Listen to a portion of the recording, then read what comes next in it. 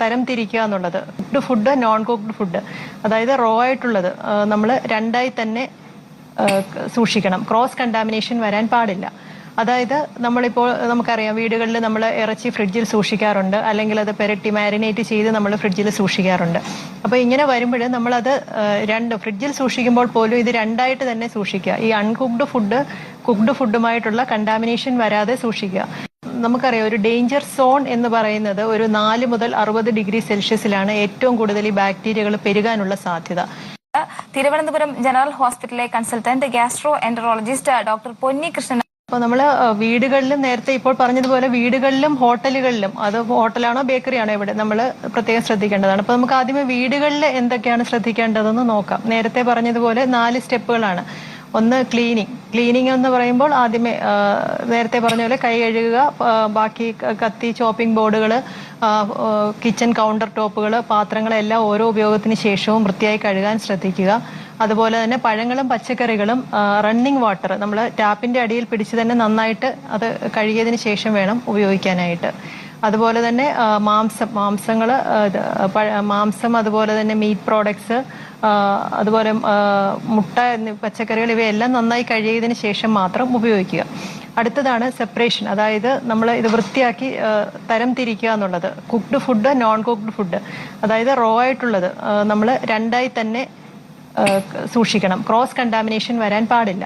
അതായത് നമ്മളിപ്പോൾ നമുക്കറിയാം വീടുകളിൽ നമ്മൾ ഇറച്ചി ഫ്രിഡ്ജിൽ സൂക്ഷിക്കാറുണ്ട്, അല്ലെങ്കിൽ അത് പെരട്ടി മാരിനേറ്റ് ചെയ്ത് നമ്മൾ ഫ്രിഡ്ജിൽ സൂക്ഷിക്കാറുണ്ട്. അപ്പോൾ ഇങ്ങനെ വരുമ്പോൾ നമ്മളത് ഫ്രിഡ്ജിൽ സൂക്ഷിക്കുമ്പോൾ പോലും ഇത് രണ്ടായിട്ട് തന്നെ സൂക്ഷിക്കുക. ഈ അൺകുക്ക്ഡ് ഫുഡ് കുക്ക്ഡ് ഫുഡുമായിട്ടുള്ള കണ്ടാമിനേഷൻ വരാതെ സൂക്ഷിക്കുക. എന്താണെന്ന് വെച്ച് കഴിഞ്ഞാൽ നമുക്കറിയാം, ഇപ്പം നമ്മൾ ഇറച്ചി നന്നായി കഴുകിയതിന് ശേഷം അല്ലെങ്കിൽ അതിൽ മസാലകൾ പുരട്ടിയതിന് ശേഷം നമ്മളത് ഫ്രിഡ്ജിലേക്ക് വെക്കുമ്പോൾ നമ്മളത് വീണ്ടും ഉപയോഗിക്കുമ്പോൾ അത് നന്നായിട്ട് കുക്ക് ചെയ്തിട്ടായിരിക്കും, നന്നായി വേവിച്ചതിന് ശേഷമായിരിക്കും നമ്മൾ ഈ ഫ്രിഡ്ജിൽ വെക്കുന്ന ഇറച്ചി ഉപയോഗിക്കുക.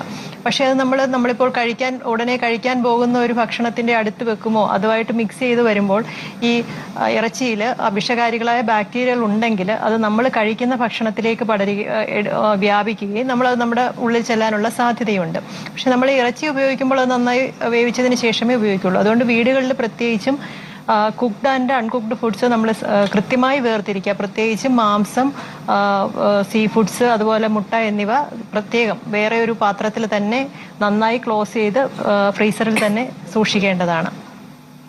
മൂന്നാമത്തെ കാര്യമാണ് കുക്കിംഗ് എന്ന് പറയുമ്പോൾ നമ്മളത് കൃത്യമായ ടെമ്പറേച്ചർ, ഇപ്പോൾ നമുക്കൊരു ഭക്ഷണം നമ്മളൊരു ഹോട്ടലിലോ അഥവാ നമ്മുടെ വീട്ടിലോ ആണെങ്കിൽ പോലും നമുക്കത് കൃത്യമായ രീതിയിൽ അത് വേവിച്ചിട്ടുണ്ടോ എന്ന് അതിൻ്റെ ഒരു കണ്ടൊരിക്കലും നമുക്കത് വേർതിരിക്കാൻ പറ്റില്ല. അത് നന്നായിട്ട് വെന്തിട്ടുണ്ടോ എന്ന് നമുക്കൊരു ഭക്ഷണത്തിൻ്റെ ഒരു ഇതിൽ നിന്ന് നമുക്ക് അറിയാൻ പറ്റില്ല.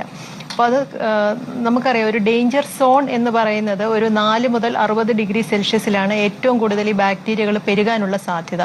അതാണ് ഡേഞ്ചറസ് സോൺ. അതായത് 40 ഡിഗ്രി ഫാരൻഹീറ്റ് മുതൽ 140 ഡിഗ്രി, അല്ലെങ്കിൽ 4 ഡിഗ്രി സെൽഷ്യസ് മുതൽ 60 ഡിഗ്രി സെൽഷ്യസ് വരെ. അപ്പോൾ ഈ ടെമ്പറേച്ചറിലാണ് ഏറ്റവും കൂടുതൽ ബാക്ടീരിയകൾ പെരുകാനുള്ള സാധ്യത. അപ്പോൾ നമ്മൾ ഭക്ഷണം ഉണ്ടാക്കുമ്പോൾ എപ്പോഴും ഒരു കോർ ടെമ്പറേച്ചർ, ഒരു ഇറച്ചി വിഭവങ്ങളാണെങ്കിൽ ഒരു 145 മുതൽ 165 ഡിഗ്രി വരെയാണ് അത് ഏറ്റവും കൂടുതൽ നമ്മൾ പാചകം ചെയ്യേണ്ടത്. ആ ടെമ്പറേച്ചറിൽ അത് നന്നായിട്ട് പാചകം ചെയ്യുന്നുണ്ടോ എന്നുള്ളത് നമ്മൾ പ്രത്യേകം സൂക്ഷിക്കേണ്ടതാണ്. അതുപോലെ തന്നെ വീടുകളിൽ നമ്മൾ ഏറ്റവും ശ്രദ്ധിക്കേണ്ട കാര്യമാണ് ഇത് ഭക്ഷണം തണുപ്പിക്കുക എന്ന് പറയുന്നത്. പ്രത്യേകിച്ച് നമ്മൾ വീടുകളിൽ ഇപ്പോൾ ഉടനെ ഭക്ഷണം പാചകം ചെയ്ത് ഒരു 2 മണിക്കൂറിനകം കഴിക്കുക, അല്ലെങ്കിൽ അന്നേരം വേണ്ടത് ആവശ്യത്തിന് പാചകം ചെയ്യുക എന്നുള്ളതെല്ലാം നമുക്കത് പ്രാക്ടിക്കലി നമുക്ക് വളരെ ബുദ്ധിമുട്ടുള്ള കാര്യമാണ്. എല്ലാ വീടുകളിലും ജോലി ചെയ്യുന്ന ആൾക്കാരാണ്. അപ്പോൾ നമുക്കത് ഉടനെ തന്നെ അത് ഉപയോഗിക്കുക, അല്ലെങ്കിൽ അന്നേരത്തെ ആവശ്യത്തിനുള്ളത് കുക്ക് ചെയ്ത് ഉപയോഗിക്കുക എന്നുള്ളത് അത്ര പ്രാക്ടിക്കലായിട്ടുള്ള കാര്യം.